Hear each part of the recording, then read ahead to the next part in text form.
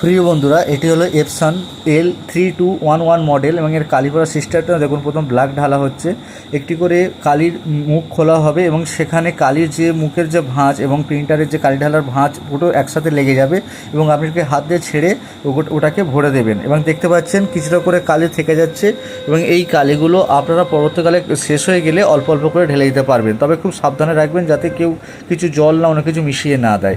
এরপরে দেখতে পাচ্ছেন একটা একটা করে লাস্ট কালিটা ঢালা হওয়া বাকি আছে। একইভাবে এর মুখ ওপেন করা হলো এবং এর যে ভাঁজের সাথে এই পিনটা কালির যে ভাঁজ মিশিয়ে দিয়ে লাস্ট কালিটাও ঢেলে দেওয়া হলো। এইবার দেখতে পাচ্ছি আমাদের কালি ঢালা কমপ্লিট। এরও কিছুটা কালি রয়ে গেছে, এটাও স্টোর করে রাখা হবে। এবার আমার কমপ্লিট, এটাকে মুখটা এঁটে দেওয়া হলো এবং প্রিন্টারের সুইচগুলো দেখতে পাচ্ছেন একদম বাম দিকে সুইচটা হচ্ছে, একদম বাম দিকে লেফটের এটা হচ্ছে পাওয়ার বাটন, তারপর হচ্ছে ব্ল্যাক অ্যান্ড হোয়াইট, তারপর কালার এবং লাস্টে হচ্ছে রিসেট। এই রিসেটটাকে আপনার 3 সেকেন্ড চেপে ধরে থাকতে হবে এবং 3 সেকেন্ড চেপে ধরার পর থেকে আপনারা প্রিন্টারটা